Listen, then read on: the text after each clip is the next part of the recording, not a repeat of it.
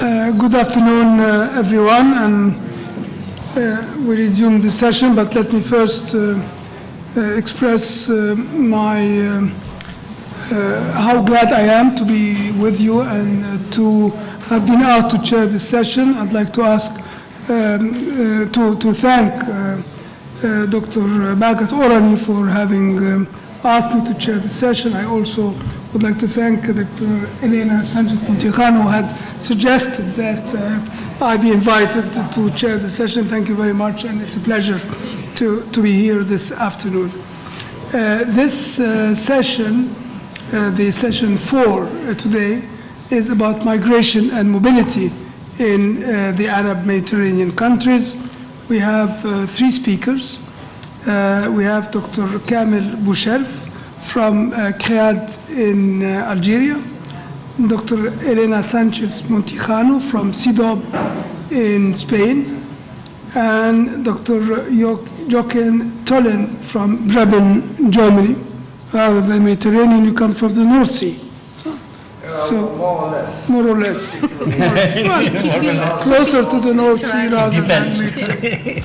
So you're most welcome. You're most welcome, the 3 of you. And we have a session on migration and mobility, which, according to the title of the interventions, will bring us to talk about employment questions.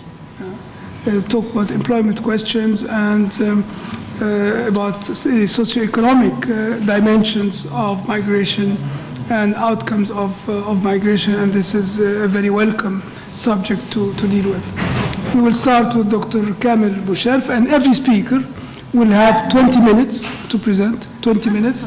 5 minutes before the 20 minutes are off, I will show you, I will remind you that the end is close. So Dr. Kamel Boucherf will talk about the impact of the socioeconomic conditions and the perception of migration issues among young people. Okay, thank you.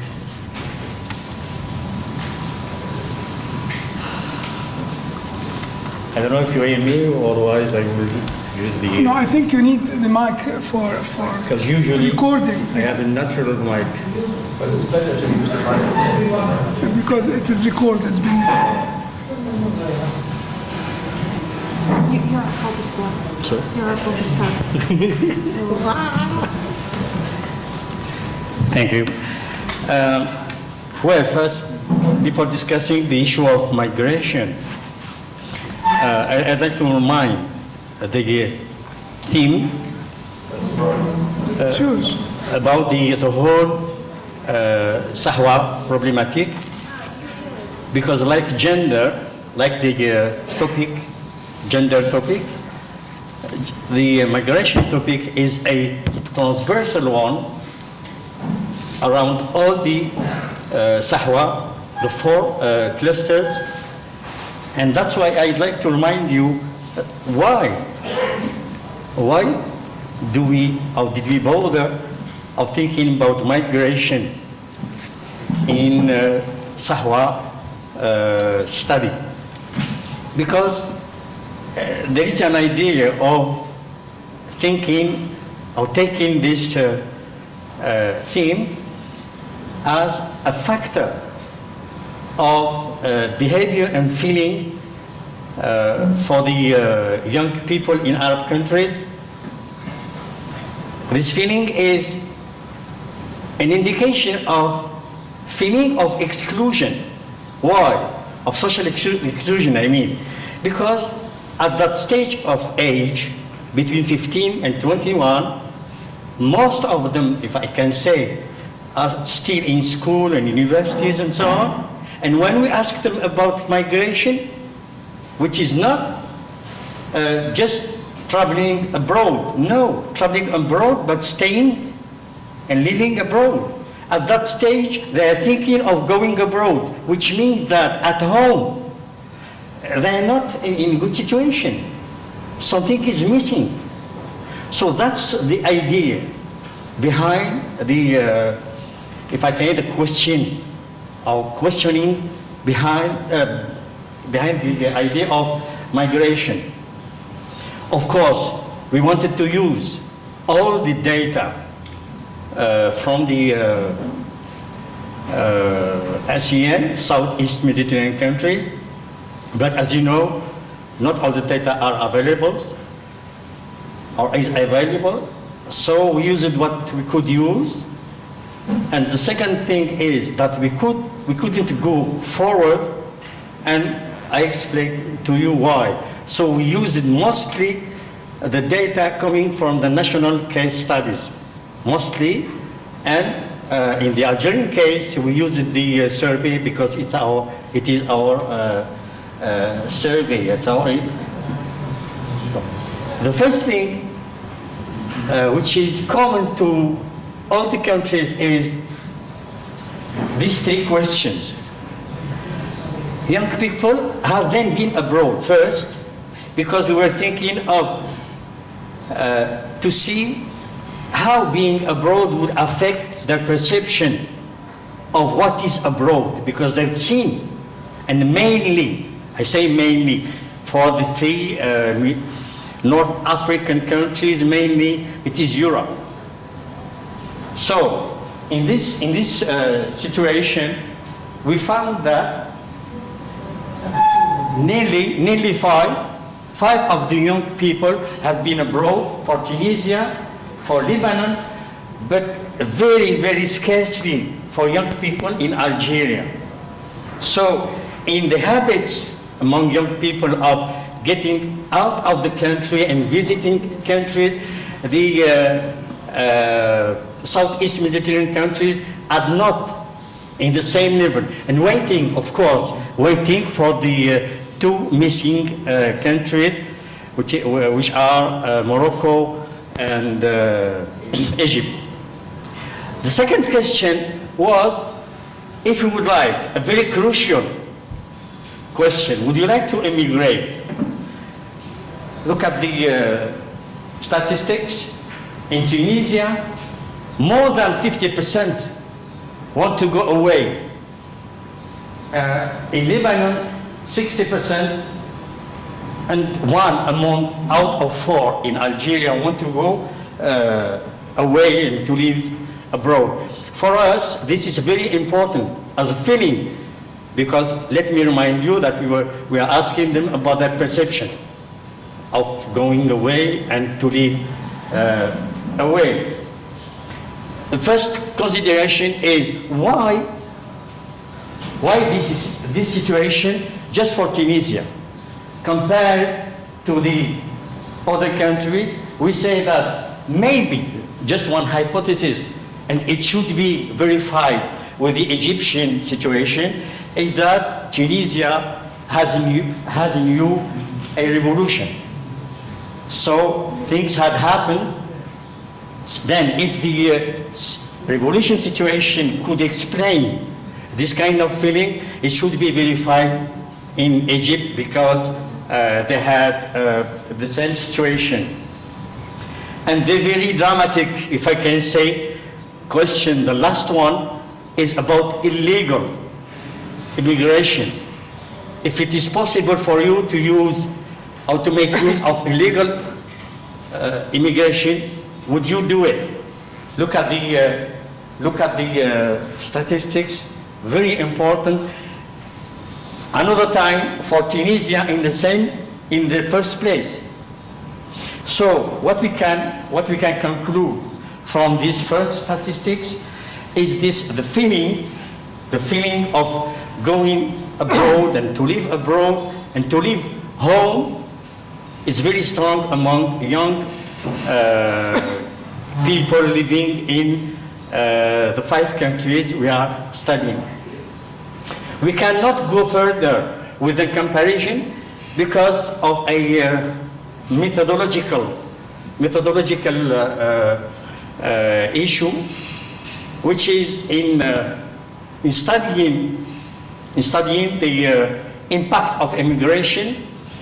We use it in the deep statistic analysis. We use it the logical regression, but we couldn't do that for other countries because data is not available. I mean, matching all the files. So the work will be done when we'll have all the matching, matched file, and I think I agreed with Teresa, is it? With Teresa about this idea, and she agreed about that. So what we did till now is try to answer three questions. Who are these people? After saying how many are they, now who are these young people who want to migrate? Why, according to them, why do they want to go away first? And what do they think to find in other countries where they want to live? And the third question is about illegal migration. So we did that about the available data about Algeria, because we could make a deep statistic analysis, but it has to be taken as a trend of analysis, and it is going to be done for the 4 missing countries. So the first thing is, who are the young people who want to migrate? The 6 variables I'm going to show are the main intervening and determinant variables found after a deep statistical analysis. We didn't want to make a description just for description. You combine the 3 countries and you have the 3 countries in the data, or What did you say? if you have the 3 countries in the data. No, just about Algeria. I told you about Algeria, because we are going to use it as a trend, and then it will be done. Why? I told you because of a methodological issue. In this case, we are going to do, I think, a good comparison to isolate what is comparable between the countries and what is different, because we are expecting to find different situations according to the context, the effect of the context. So, man, well, many people would say, well, this is normal. This is normal. Man would like to migrate more than women, and so on. It is not just like that. If we talk in terms of statistical majority, but in this case, as far as the Algerian situation is concerned, we make use as well of the statistical minority. It is very important in this case. This is, as far as our situation is concerned, this is a mark of social change, because in Algeria, we've never heard girls and women talking about migrating. So we'll try then to see how large is this finding among these countries, and then what is the reason behind. Our main hypothesis is that of the higher level of education. That's the main reason behind girls thinking of going away, living away. In terms of, as well, in terms of stratum of residence, the main trend is for urban people, but as well for, this is another finding, for rural people, because in Algeria, people, young people from rural regions were known for internal migration and just less for external migration. In this case, look at the difference. It is a very slight difference between rural and urban. And this is as well a sort of change in the Algerian situation. Once again, how is it to be compared with the other countries? Then, of course, the singles, boys from urban region who are single, those are people who want to migrate as a third variable. Of course, maybe I said non-single, married, divorced, widow, and all this kind of situation, because maybe the explanation is they have less responsibilities, because people here in this situation are married, and to travel and to go for good is more difficult than a single one. Not a single one in himself or herself to go away. So the marital status for young people is a factor who can stop the feeling of going abroad because of the social responsibility. According to the occupational situation, unemployed people, you might say, well, of course, because of the economic difficulties, the unemployed are the first who are thinking of going away because they think of having a job, but it's not only occupied and employed. Look at the category of occupied people, and within occupied people, you have very educated people as well, from universities and so on. So that's why this is a situation, very interesting situation, because it opened the way to other discussions about the phenomenon of brain drain that Algeria and other countries are training people, and when they get degree at the end, they go away. So the investment as a political act or economical act or social act or whatever is just lost for many people. But of course, we may discuss this phenomenon later on, because this phenomenon of brain drain is in many situations negotiated between states. According, for example, to the push and pull theory and so on. So it is a sort of political challenge here for category of people. And the maybe surprising information is about these people who think of going away and they are rich. The explanation is really simple, is that going away needs money, a lot of money.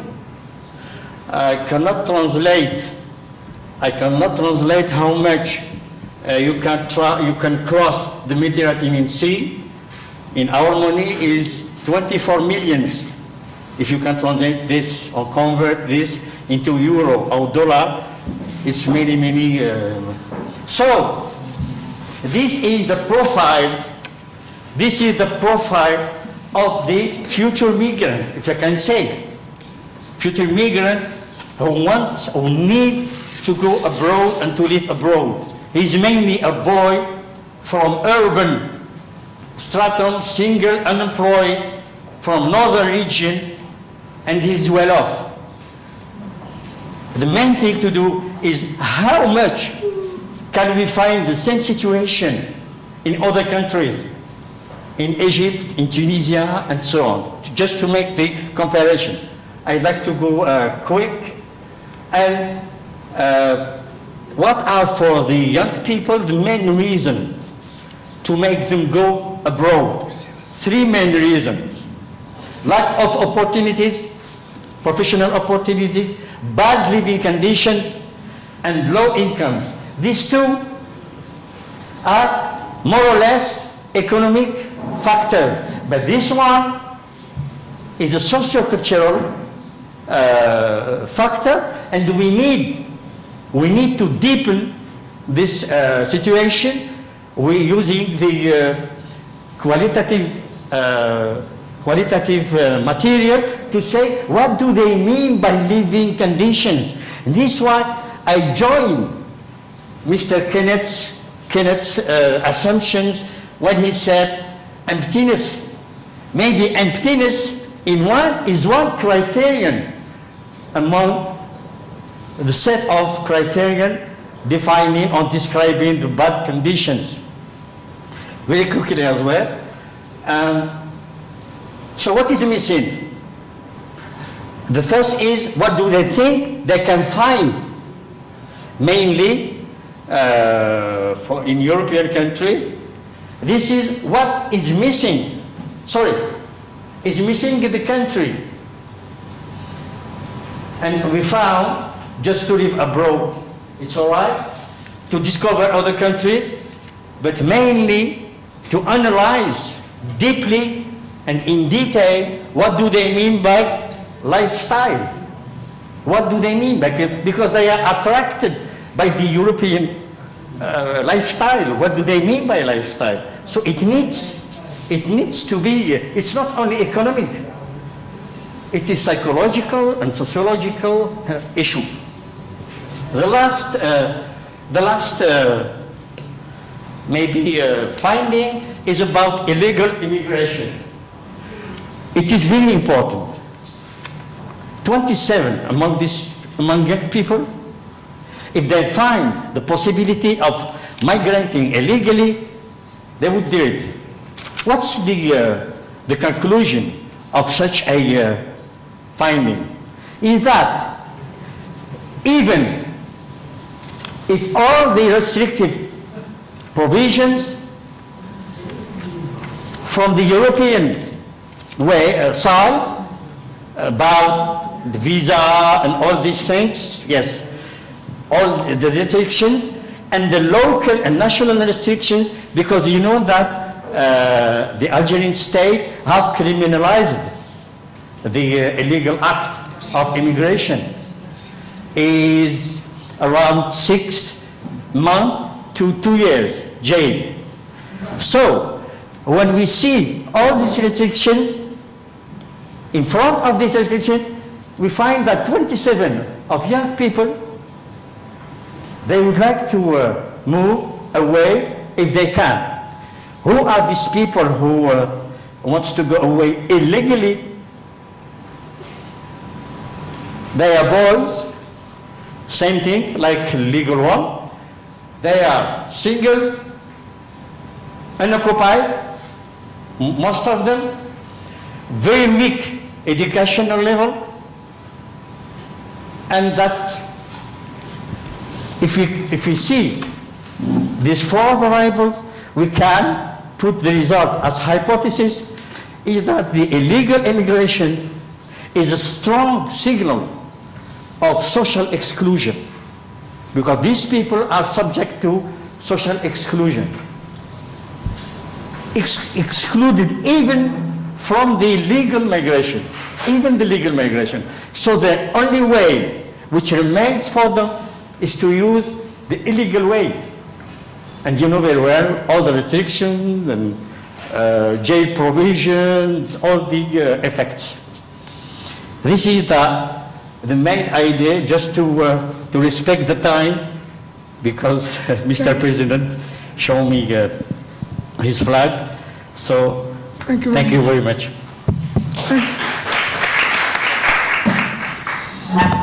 Thank you very much, Dr. Boucherf, for this very clear and comprehensive presentation.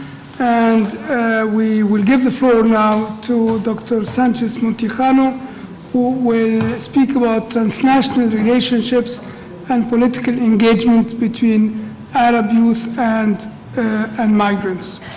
I think if you have questions or comments, we'll leave them after all the presentations are made. Thank you. 20 minutes, Elena.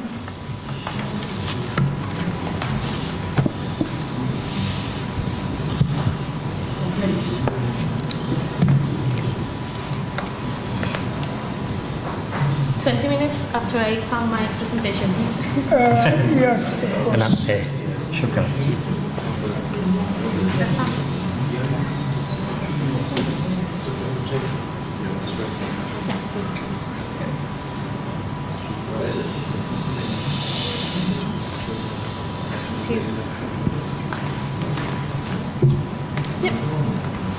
So thank you very much, Ibrahim. Well, my presentation, as you can see by the title, is transnational relationship and political engagement between Arab youth and migrants. The analysis and the paper that we are writing, I'm doing with Boucherf, that most of you know because he's in charge with the survey with Teresa. My focus is a bit different because I'm trying to analyze, not focusing on what is happening with young people in Arab countries and what are their intention or what are their desire about migrate. What I'm going to focus is basically in the contact that the young people have with migrant outside. Okay. My presentation is going to be, very classic in terms of introduction, theoretical framework, methodology, research question, hypothesis, and conclusion. I'm going to follow this scientific paper that we usually write. So, and probably because for me it's the easier way to explain what we are trying to do. Just let me introduce the topic and why. It's a topic that I have been working the last 10 years. Actually, it's part of my PhD analysis. So also, I would like to work on this in the SAHWA Project. Just a brief introduction of the topics. There is a boom of research that explore the ways that international migration and the relation that is international migration maintain with the origin countries. Basically, more of the analysis that has been done in this framework has been focused in the ties that their families, that the migrants have with their families, with the localities, and also with the countries as a national level. And also, most of this analysis has been focused in two topics. The first one is remittances, is the typical economic one. And the second one is the social remittances. That is basically the contact that the migrants outside have with their origin countries. There are new analysis that is, it starts at the beginning of 2000, but it has been taking importance in the last year. That is basically the contact that migrants have with origin countries in terms of political issues, and which are the political effects in the origin country when this migrant maintain this relationship with them. Okay. The theoretical framework in which is based my research. So to start, I would like just to mention that I'm going to analyze, or we would like to analyze the democratic diffusion theories. But basically, this theory says something like democracy is transferred by ideas, policies, and practice from one country to another. And basically, what the theory say, or what the literature say, is that the diffusion is normally done by three agents. The first agent is elite, a state actor. This elite is the actors that permit a diffusion of the democracy from one country to another one. The second one are political activists, and the third one that is not very analyzed, but also it's mentioned by the literature, is mass public opinion. This will be like a bottom-up perspective. It's not like a top-down perspective where it's elite or political activists who on some way they link democracy with origin countries, but it's the mass public opinion. So in the last year also there has been some analysis that permit to say that part of this mass opinion are migrants. This means that migrants are agents of diffusion of this democracy between different countries. This means basically that if you are a migrant, you are living abroad, you are living in a democracy country, that means that you are going to transfer this democracy to your origin country. Okay?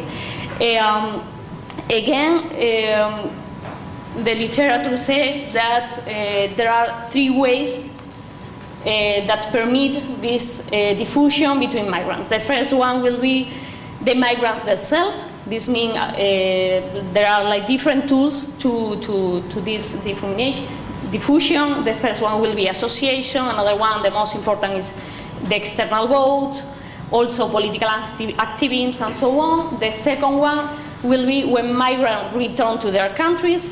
That means that basically when the migrants have been living abroad and the migrants return to their country, there will be a diffusion between of democracy between this migrant and the origin country. And the third one, that's the one that I'm interested in, and the data coming from the SAHWA project permit to analyze, is this one, the contact with people.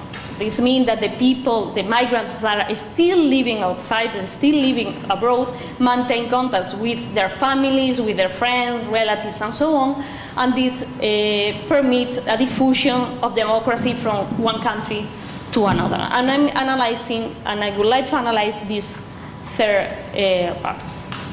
So, which is our research question, or which are our hypotheses? Our research question will be, how does international migrant affect youth political engagement in the Arab Mediterranean countries?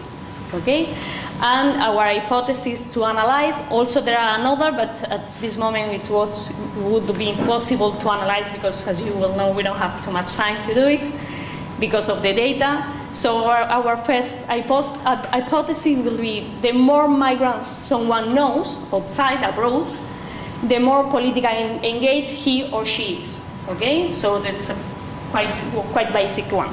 The second one, the more communication with migrants, this means in terms of quantity, the more political engaged they are.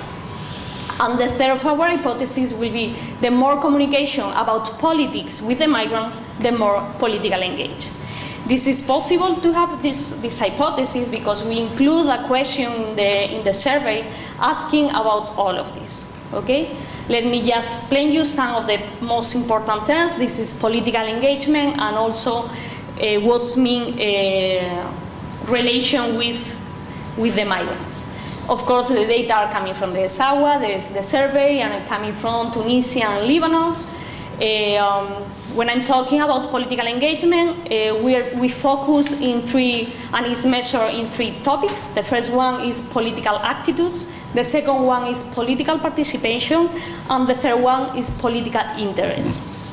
Here you have the question that we are analyzing in the survey. The first one, in political attitudes, is perception of the responsiveness of the political system. It's something that we have called like external political efficacy. The second one will be evaluation of the different types of political system. If you remember, in our survey, we include 3 kinds of political system: aristocracy, technocracy, and democracy. If we focus on political participation, we are analyzing basically that question that asks about both conventional participation and unconventional participation, and then we include together as a variable. Okay, all of these are the variable measuring for us.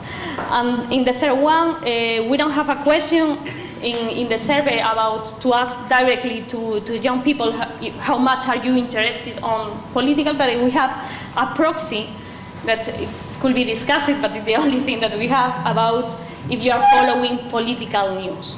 Okay. So continue with concept. Here you have the question about migration, and this question is measured by, the first thing will be something like how many people or different people do you have abroad? This is a question that appears in the survey. Here we differentiate between parents, spouse, siblings, other members, other family members, friends and colleagues, and this is also something that we would like to test. Is basically if they are more close or less close, it also affect to this political engagement. The second one that we can measure and we can analyze is the topic of contact. You can see, I'm not going to read all of them, but we included in the survey all these questions. I mean, which different topics that you can talk with your family, with your friends, and so on. And as you can see, there are some questions about policy. And the third one is frequency of the contact. Okay, and this is going from never. I have no contact with this person to talk about this topic, you know, the cross variable, or to regularly. I talk a lot with this person about this topic. Okay. Of course, we have included in our model some control variables of personal attributes like age, like education, gender, and income.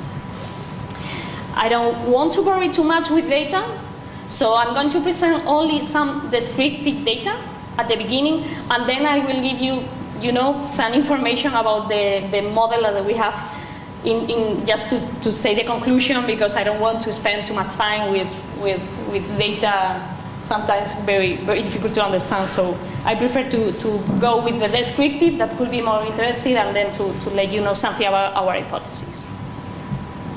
You can see here the migrant contact. The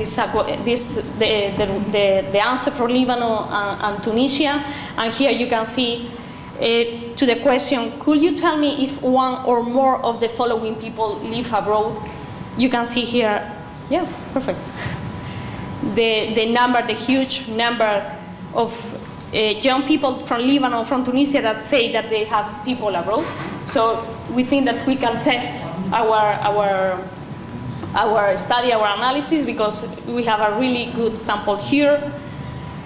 If we continue with some data coming from from political engagement, again, we can see something like if we analyze our first topic, that is political attitudes, I have included here perception, responsiveness of the political system, what we have called like external political efficacy. You can see here the data from Lebanon. Again, 70% of the participants claim that the political system in the country does not allow citizens to have a say on the government action, and it's quite similar, a little bit less in the question ability to plan an active role in political engaged group. We have like 50% of the young people that say no. The same data we can find in the Tunisia results. Okay, in both questions are very low. The people that say that no, that they cannot participate in political, they cannot be politically engaged in about the government. Let's continue with political participation. When you ask to the young people if they participate all in conventional or in unconventional activities, you can see here the data. Between 80% until 99%, they never have participated in the last 12 months in any political activity. This is for Lebanon, but we have the same, more or less the same from Tunisia. Here you have before 2011, this is in the last 12 months, okay? So they are not political active. And then if we focus in political interest, that I say something like this proxy about do you following political news, you can see here like rarely 41%, 48% for the case of Lebanon, and 41% for the case of Tunisia, and never 28% in the case of Tunisia, and never 23% in the case of Lebanon. Okay, so as we can see, they are not very politically engaged in terms. So I will finish with this. After analyze all our data, what we can find. Basically, all the theories are rejected by us. I mean, what is analyzed in the Latin America, in Asia, where all these data are coming, is not happening in our case, at least not in these two countries. So we cannot confirm the first hypothesis. The more migrants someone knows outside abroad, the more politically engaged he or she is. We cannot confirm this. Only we can confirm if we are analyzing political news, what is but the data is quite weird for us that we have to go in depth. That is basically, the more different people someone knows abroad, the less he follows the news. That could be, we don't have why this is happening. We have to analyze a little bit more. The second hypothesis, again, is not confirmed. The more communication with migrants, the more politically engaged these young are. So we cannot say that will affect positively to talk with people in outside. And the third hypothesis, the more communication about politics with migrants, the more politically engaged he or she is. Again, we cannot confirm this in our data. To finish, to conclude, why we think that probably this is happening? Basically because there is a low political engagement between young people in these countries, as we have seen in the descriptive analysis. So it's quite difficult to accept any of the hypotheses that the literature normally mention. In our case, we have to reject all of them. I'm not done. The migrants, in our case, do not act as agents when we focus on contact with people. That is, as you can remember, the third part that we would like to analyze. And young people with contacts abroad with migrants are not more engaged than people without that contact. Okay? Here we have another hypothesis that we would like to test, but I leave there. And thank you. Thank you very much.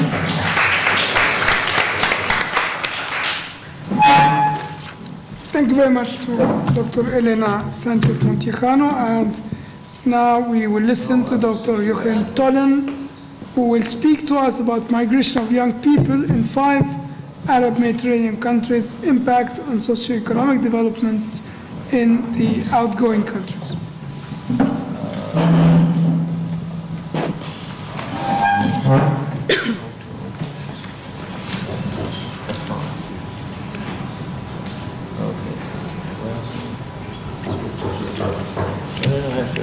No, the other. Ah, this one. It was very nice. This? Yes. But I'm sorry for the hypothesis. Okay, thank you.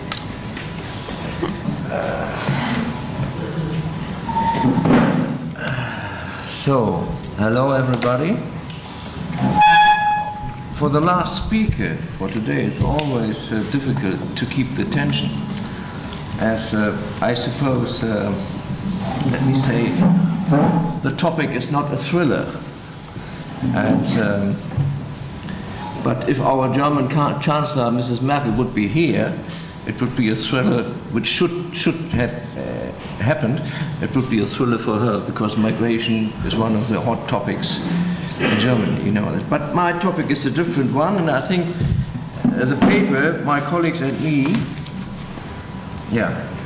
we've tried to fit in the widespread subtopics of migration. And we are focusing on the impact on socioeconomic developments in the outgoing countries. First of all, we do not, in this concept paper, we do not differ between legal and illegal immigration. And just for the introduction, the total number of immigrants has strongly increased in the 5 AMCs. But populations have grown in the last decades as well. And so far, the ratio between total migrant stock and total population has remained stable. I will not go into the differences between the 5 countries. You will see here, and will be available, I think, on the website of CDOP as well after the conference. And all these data has been taken by different surveys. First of all, to come closer to our topic, to our focus, why do young people emigrate? Both of my predecessors has already touched this question. First of all, limited labor market opportunities, high income disparities between the countries, that means the home countries and the host countries, and a driving force to reduce the risk of poverty for themselves as well as for the families. Family is a very important criteria.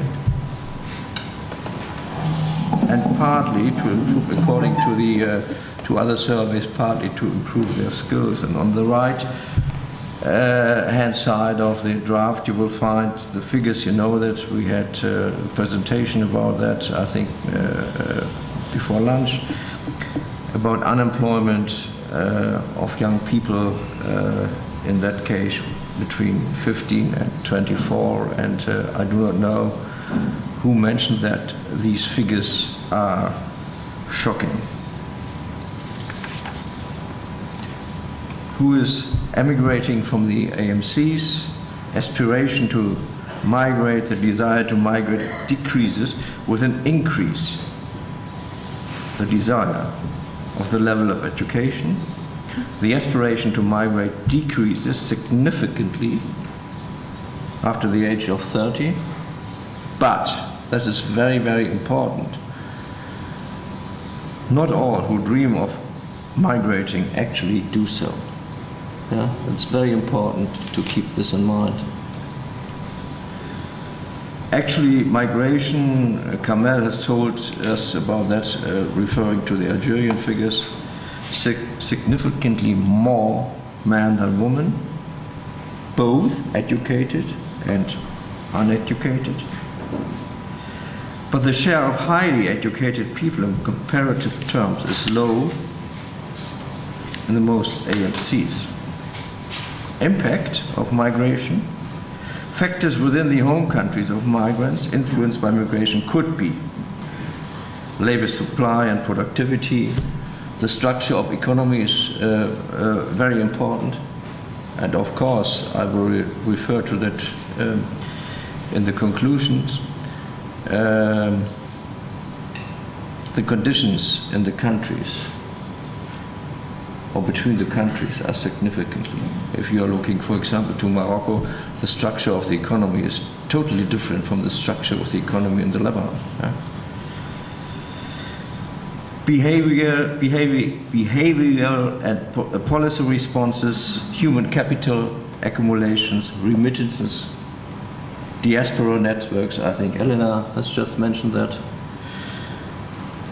and cultural reasons. For example, young people may not be satisfied with the family and religious rules. However, again, the characteristics of the countries crucially determine the effect of migration, and the characteristics are different.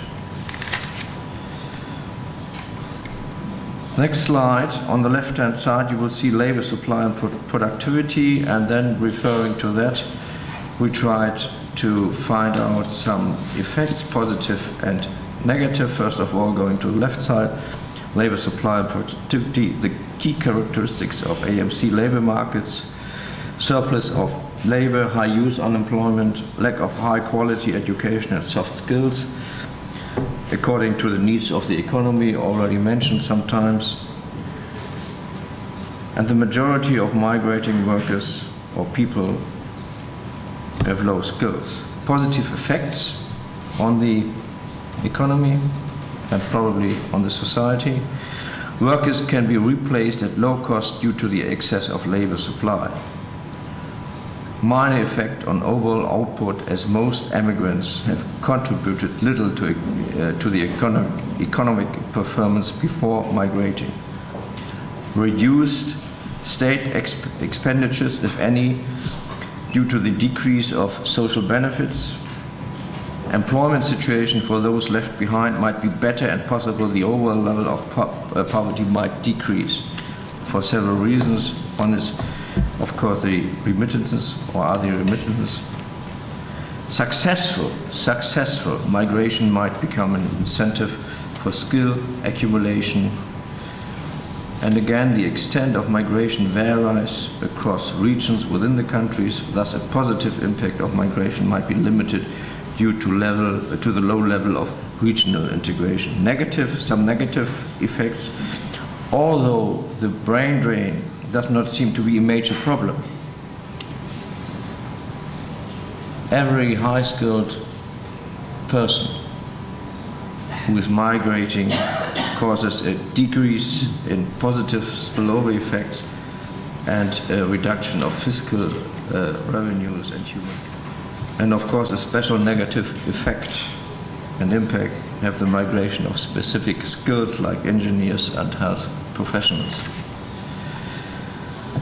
Coming to the next subtopic, behavioral and political responses. Again, on the left-hand side, you will see some key characteristics of the AMC societies.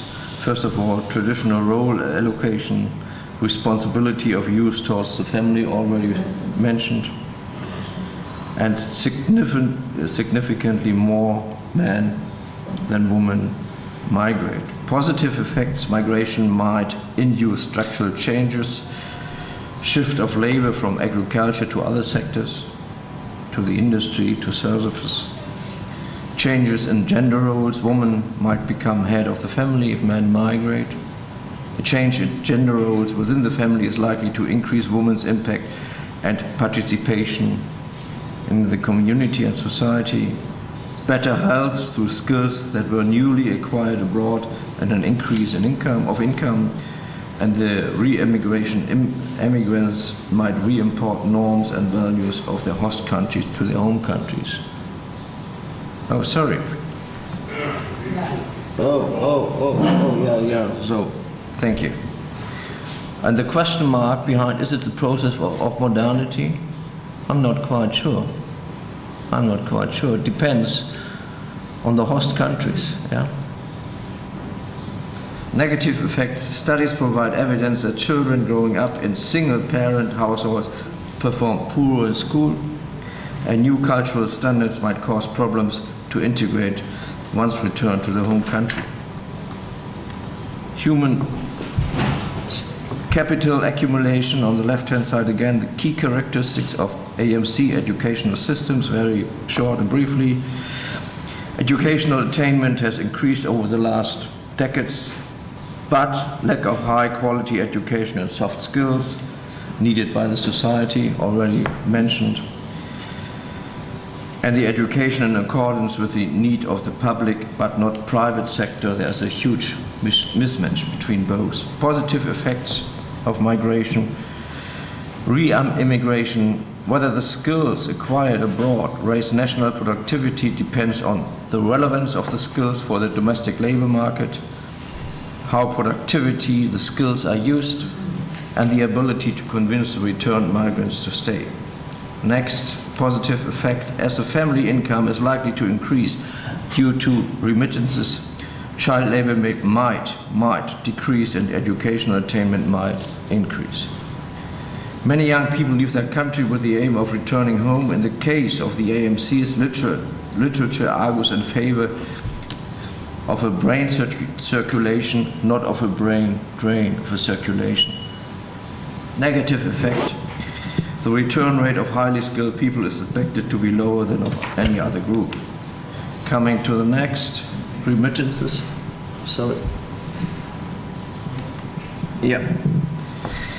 The key characteristics in the 5 countries, remittances contribute significantly to the overall output. Many local investments are financed by them, and strong family bonds and economic support. Positive effects on the right hand. I will not refer to the graph here because time is too short. The majority of migrating people have the aim to support the family at home, many of them.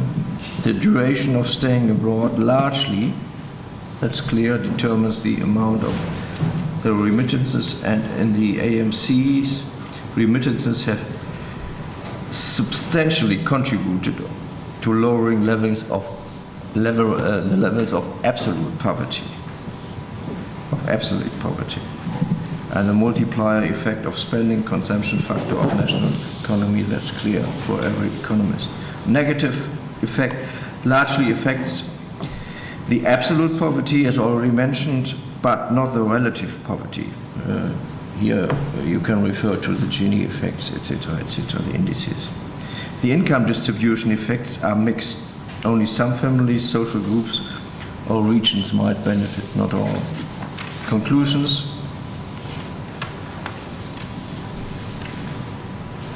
For the paper. The frameworks, the social frameworks and the institutional settings in the countries influencing migration are different from country to country. That's clear. But in the AMCs, in the 5 AMCs, there's an overall picture compared with other world regions. If this would be not the case, any comparison would be useless.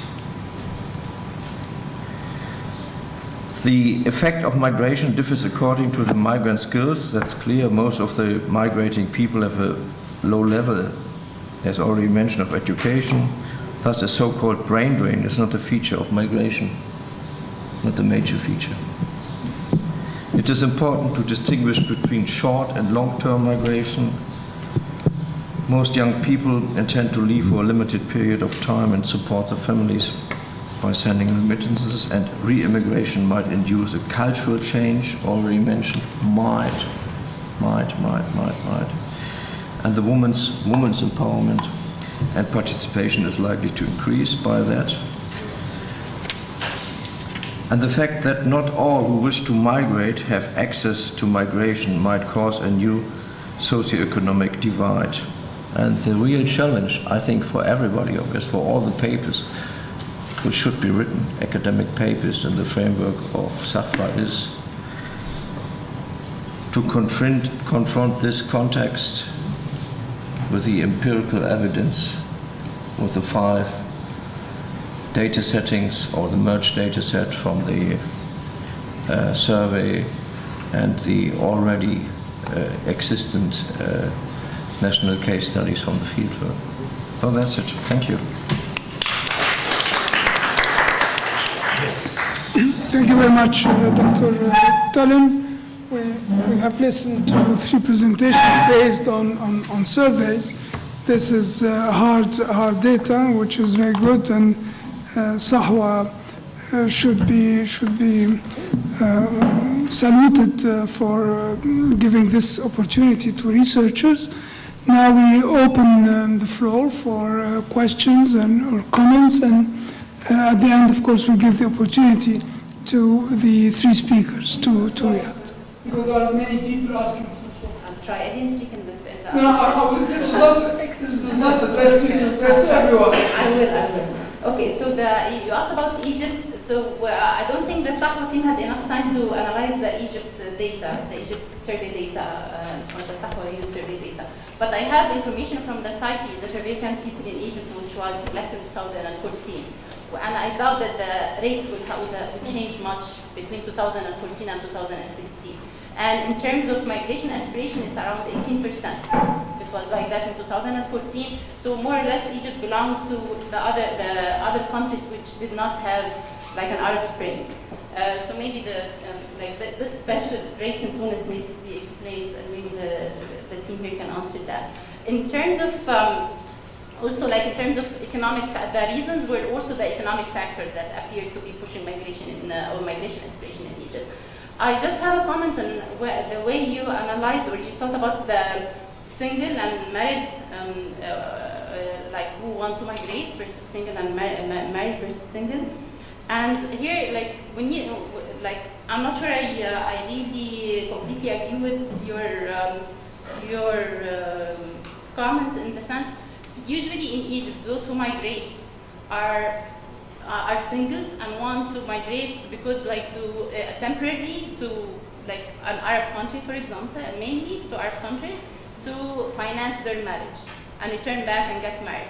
So it's not about like it's easier to move if you're married or to migrate if you're single versus not being easy when you're getting married. It's more of like it's more of like we need to understand the structure, more of the framework of who migrates.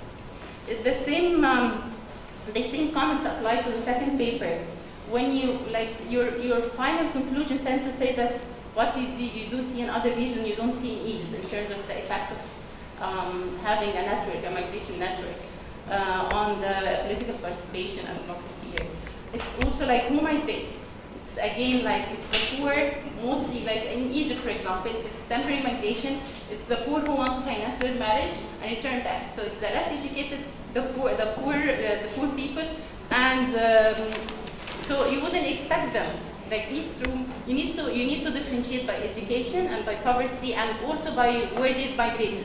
So if they migrated to the Arab countries and they are less educated and they are poor, then they are not going to have that much effect on. Probably it will be the opposite way around. And there's several papers saying like when you return to your country, you get more actually conservative when you migrate to an Arab country. So it's not. I wouldn't see this relation if you differentiate between where the migrants did go. Certainly, you might find some effect when you compare those who migrated to the West countries, but also this is a very elite group and it's different. And I'm not sure how the data will allow you also to answer these questions, because from the start we know that the political participation was not that high, particularly for, I'm talking from the Egypt case, for example, during the revolution. It did not show that up big enough in the survey. It might be underreporting, it might be other issues of measurement issues. So you might also be careful about that when you're comparing and reaching your conclusions about that. But certainly you need to take into consideration the characteristics and where they're migrating. Thank you. Thank you very much. Jochen? Yes, I think I will complement the last. I feel the approach of Elena, that Elena presented, really very interesting. We go for an approach that, according to my understanding, can allow us to go a little bit further. Then, if I understand well, we are not we see in two countries, Tunis and Lebanon, that we are not talking about Tunis and Lebanon. We see in these countries that there is not a relation between migration and political activism or activation of more politics for the youth that know or are in touch with these migrants. Okay, then for me the fact is quite relevant in comparison with other regions, but I think 3 points. For me the most interesting question is why.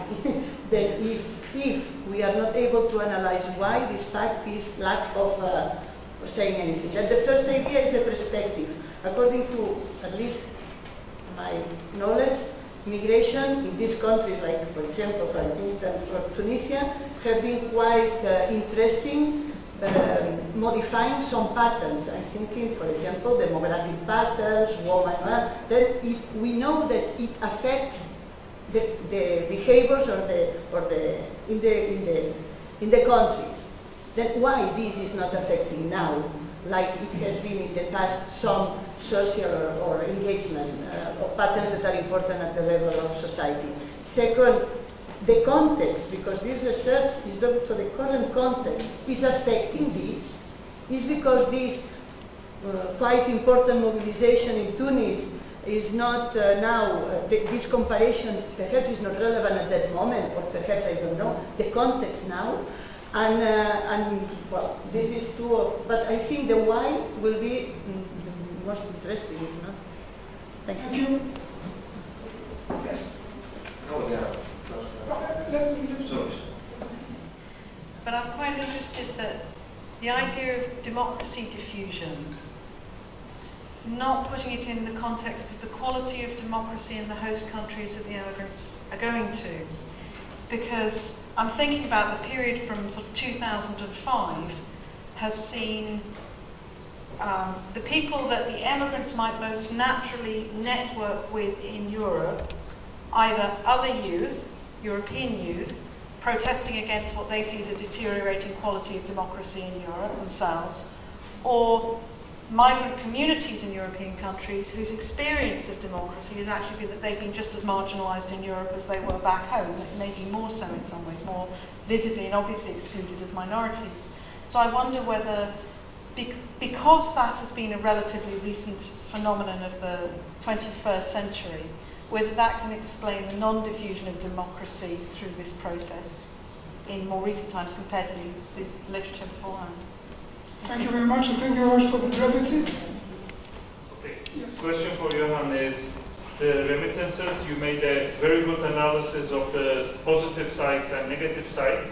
Maybe Sika can contribute on this, that in the post-Soviet area, especially Baltics, Moldova, so on and so forth, there was a case of empty villages where they migrated, they left the kids behind with the grandparents. Also, these youth groups turned into a demographic reality later on. Is this the case for migration in this region? Can be questioned. And on remittances, that is also the case because of the value of the money coming in.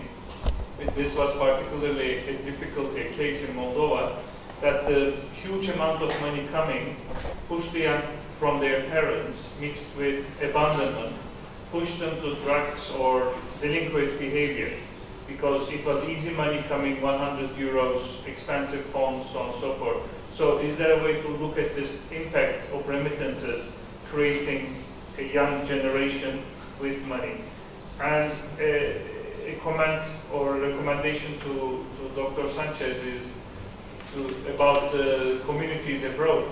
We have evidence on the Turkish community abroad, which is always much more conservative, nationalist, and pro-government. So if you contact them these days, they will tell you to stick up with the government and keep voting for the government. So there might be, I agree with Reina, there might be an interaction or effect, but not necessarily on an opposition, but more conservative way. Thank you. The gentleman asked for the floor first. Just thank you very much for your presentations. I just have 3 quick comments. The first ones are for Professor Boucherf.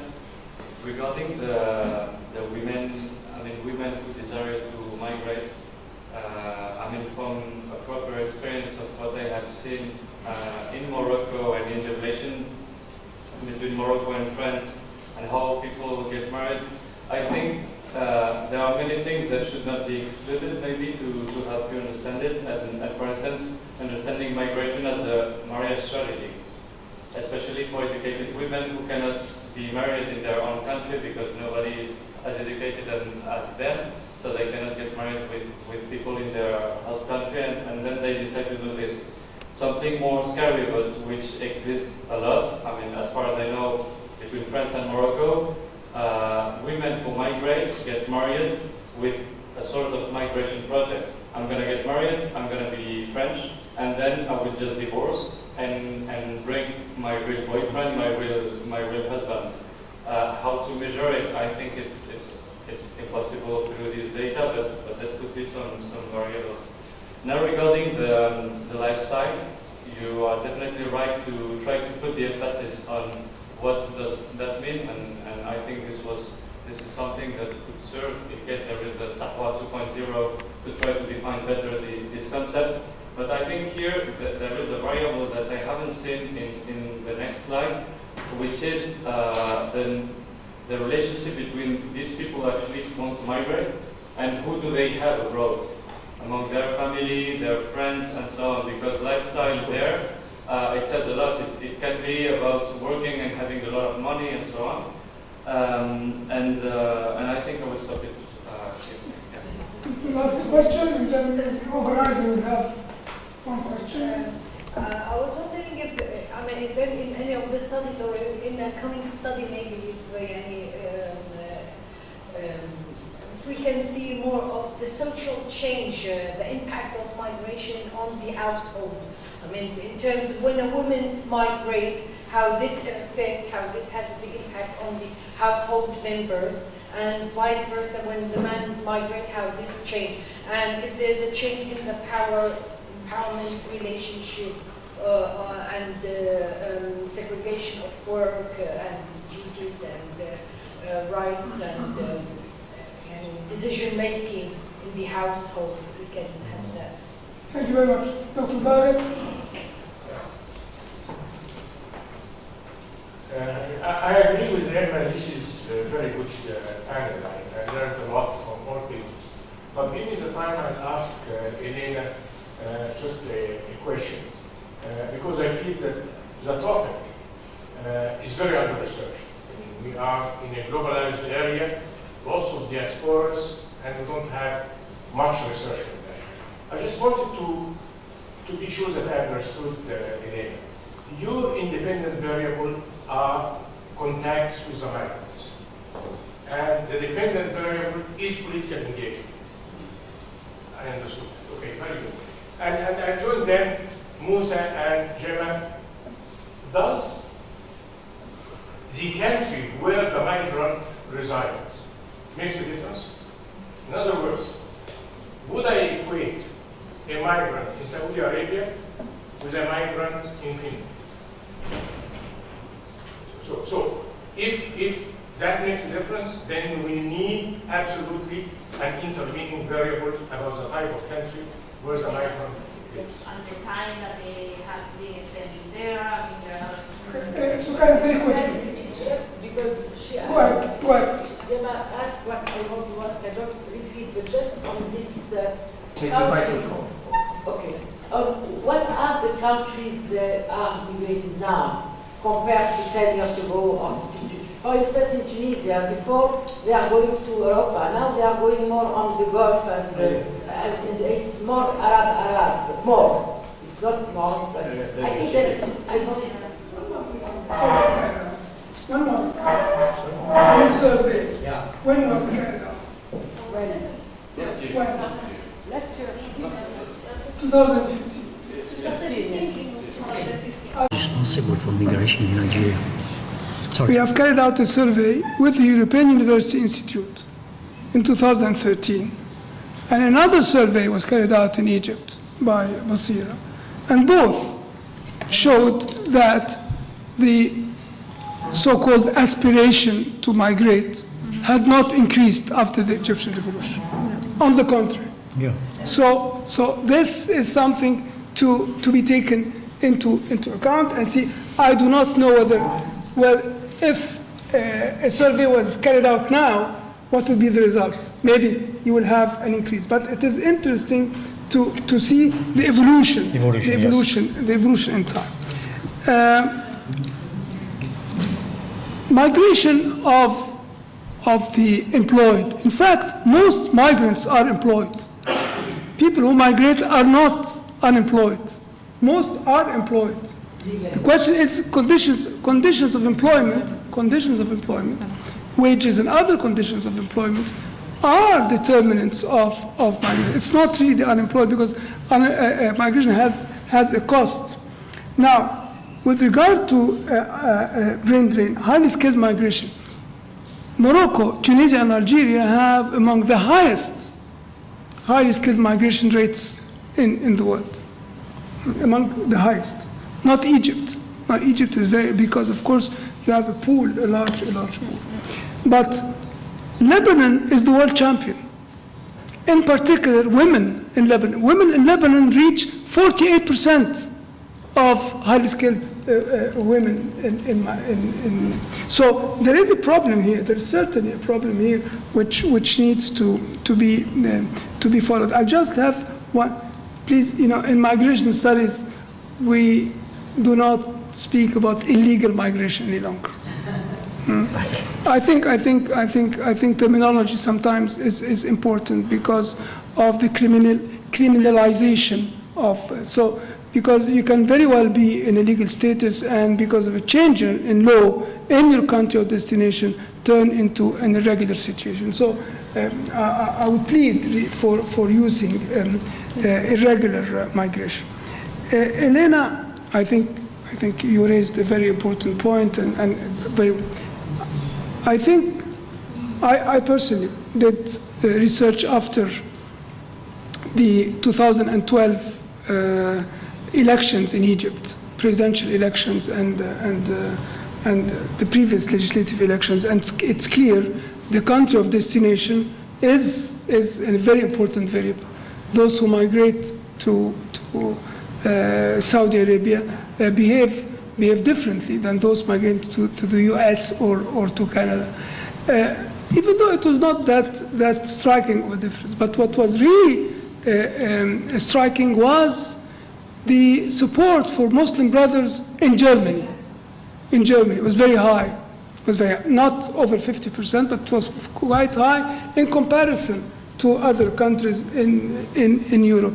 Of course, when you realize that in Germany they are very well organized, the Muslim brothers, then this may give you an explanation. But I think the question also of the difference in the economic sectors where migrants are employed. Migrants in the 1960s used to work in Régie Renault, for instance, in long production lines. They were socialized. Now they are working really in informal economies also. In Italy, for instance, and they are isolated. They are isolated. What you said about the democratic experience, in fact, you know, who votes right-wing in France now? Who votes right-wing in France now? The same people voted completely differently in the 1960s and 70s. So the democratic experience is very important. And I think the changing employment sector of migrants is a variable to be taken into. So I have to take country of migration, migration situation. And yes, someone said, in fact, in Tunisia and Morocco, Al-Nahda has very large support in migration in Morocco. So I think there are some variables to be taken into account. And by the way, why did you choose Lebanon and I didn't choose. We only have data. That's it. You only have data. Because also the political systems are quite in Lebanon is quite important.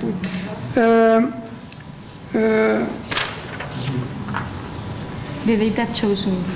They didn't choose. Sorry. I think you said something extremely important, which aspiration to migrate does not mean migration.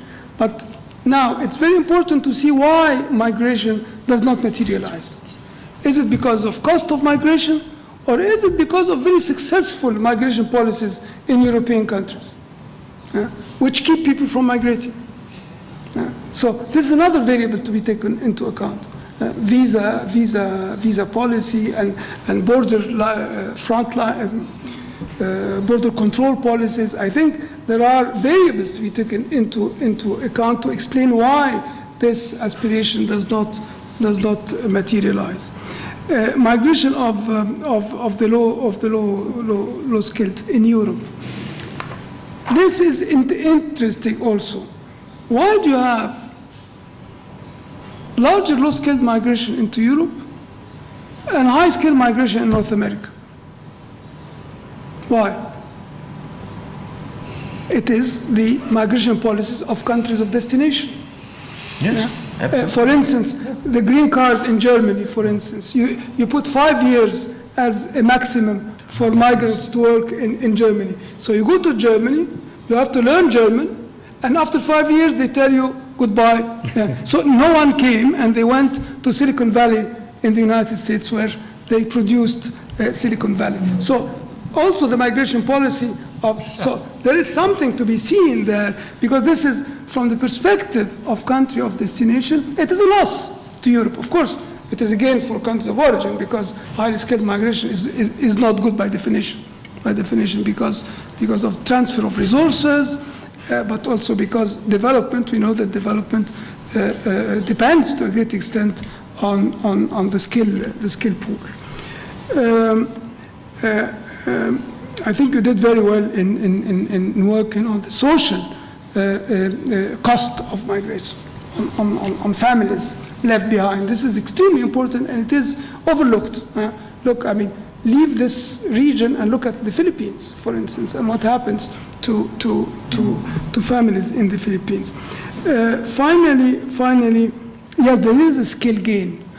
There is research in Egypt, by the way, and in Jordan, that shows that there is a wage premium for returnees.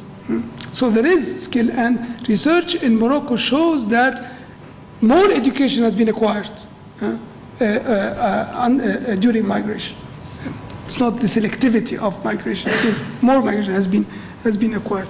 Now, with regard to GDP and reduction of poverty, research in Morocco shows that poverty is reduced for families receiving remittances or for regions with very high rates of migration, but not overall in the country. Yeah, that's clear. Not overall in the country. So it's only the families that receive remittances and the regions. A few regions are very high, with very high rates.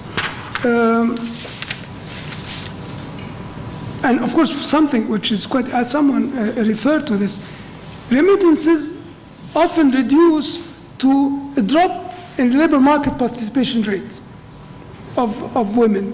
They withdraw from the labor market. This is quite. Of course, you can also say that the overall reduction could be because remittances have allowed children of migrants to join schools. So this is a positive gain, but it has to be analyzed. I think these are I think your surveys are very, very useful and very important. And I think you should probably carry out. Yes, probably in 2 years from now. I don't know how long is the duration of the project. Thank you very much. So now you have the floor to react. Thank you, sir. About the questions have been asked, I'd like to say something or to remind you that we are not talking about the facts of migration. We're talking about the perception of migration. Why do I say that? Because when compared to the literature, so we don't have similarities. There is a very big gap between literature, people analyzing the facts of migration. So we're not analyzing. Of course, we're going to use the literature to compare, maybe, to say the evolution, but sure that we are asking people about how do they perceive migration. So the hypothesis that between perception and fact, there are some considerations which may come to affect, or to influence the act of migration. I mean, this hypothesis exists. So that's why in the analysis, we try to keep to the objective of perception. And in the same way, as Rania said, which is very right, but till now, we are trying to gather all the information and data from different countries, and as she said, we don't have, till now, we don't have all the data, so we are just analyzing from a state of the question till now. I give you just one example. She kept talking about politics and ties with migrants and politics and so on, and just think of one thing. The political question as an issue for migration in our data is in the last place. Politics and security is the last reason for the young to migrate. You see that there is a gap somewhere.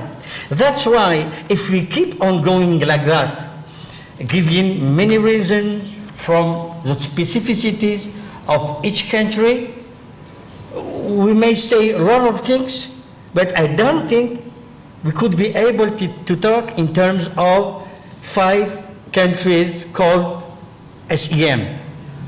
So that's why we suggested, I told you before, that we put all the 5 experiences in the same way,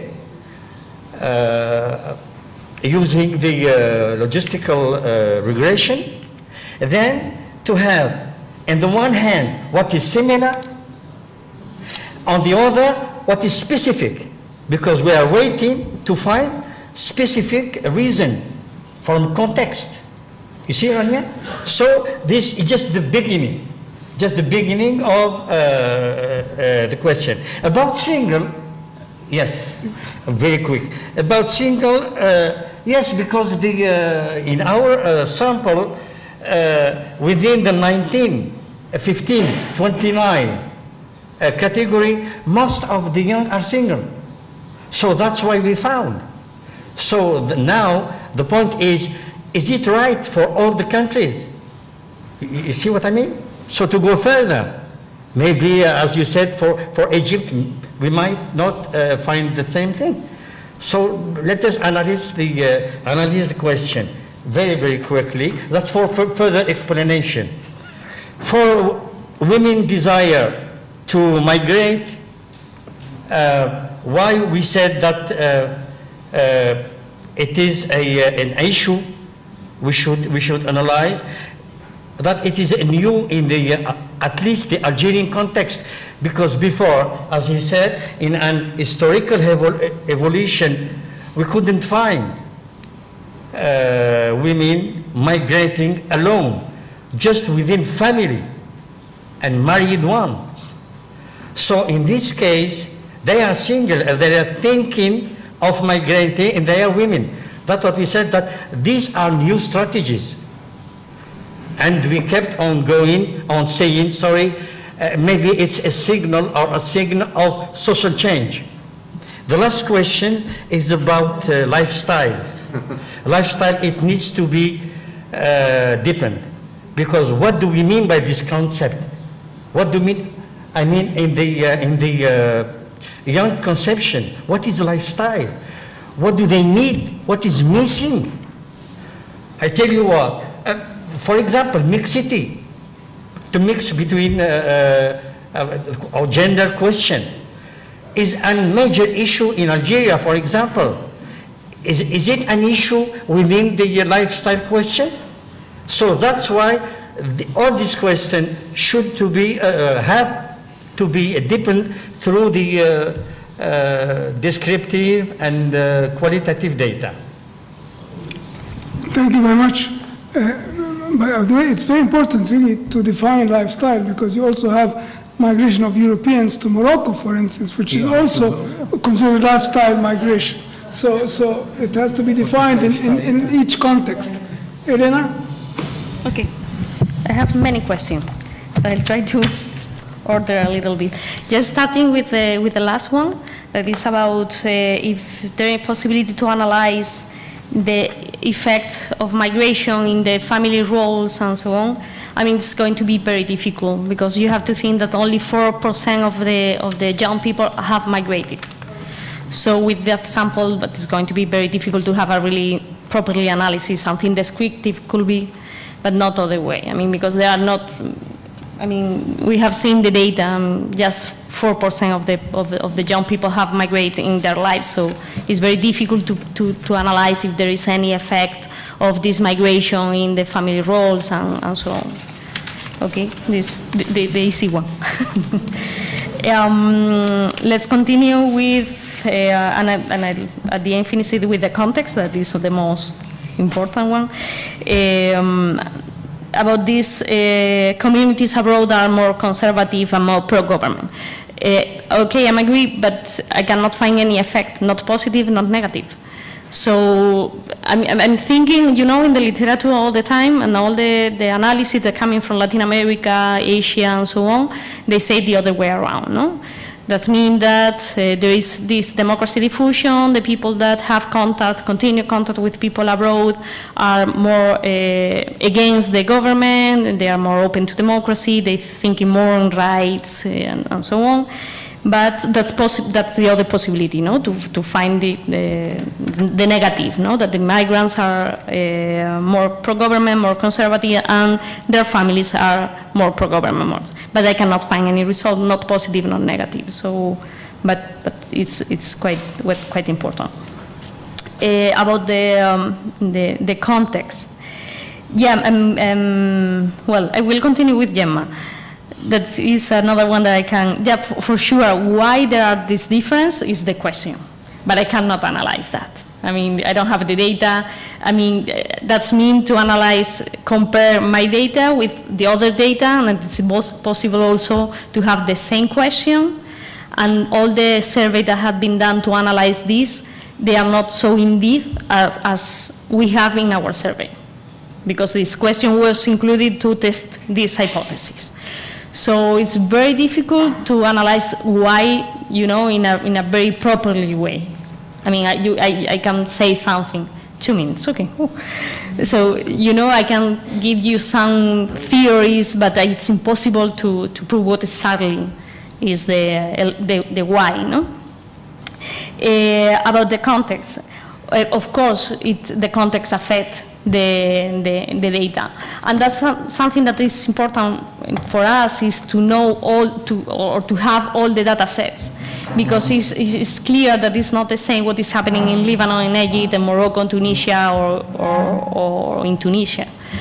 Why? Basically because the people from Morocco, Algeria, and Tunisia are going to some countries, Lebanon and Egypt are going to another one. So in that situation is probably when I can compare between countries, I can take into account the context, because of course we don't have, I can operationalize some contextual variables and to include it in our model. That's another possibility, and we will try to do it. But in any case, the possibility that I have right now is just to take the data, the general data about how many migrants are in every country, how many, where they are usually going, also to have a proxy about education. That means something like people that are high educated, have high income, means that have family with high incomes and high education. But at the end, it's a proxy. I cannot do all the thing. I don't have data. Okay, I don't have data from the migrants. So yeah, it could be an intervened variable, but it's impossible to control this variable. The only way that I can do it is, you know, to take or operationalize some contextual variables and include it in our model, or, you know, have analyze the contextual and take into account, when I am analyzing the data, I have to be into account the context. Probably I have more, but I don't have more time. Sorry. Thank you very much, Elena. Dr. Tholen? Oh yeah, well, there was just one question I cannot answer by Oscar. And the other, well, the role of remittance is very complex one. Negative, positive, you have already mentioned the negative one, probably a reduced female labor participation rate, probably not, let me say, an incentive for the family members left at home to go to the labor market or to improve their skills or whatever. I doubt, frankly speaking, that by using the SAHWA data we can answer that question. I don't believe that. But just allow me a last remark, because I've already answered one question. Inspired by Musa's comment, I think the connecting underlying question of all the three papers, yeah, or probably it's a hypothesis or even more theory, is the question of the process of modernity in terms of politics, in terms of culture, politics by you, culture by you, economy by me. So that's the question is really whether migration has a positive or negative impact on the process of modernity, yeah? And in brackets, what is modernity in the, what does it mean in the AUC? Yeah? And this is, I think, that's the outcome of the discussion, and I'm very, very grateful for all the contributions. Thank you. Very, very large question. Maybe you will have the opportunity to address it, because this is really a very important question, but it's a very broad question. Thank you very much. Thank you for the three panelists, and thank you very much for the audience for the person. Thank you very much. So I finished. I can go home.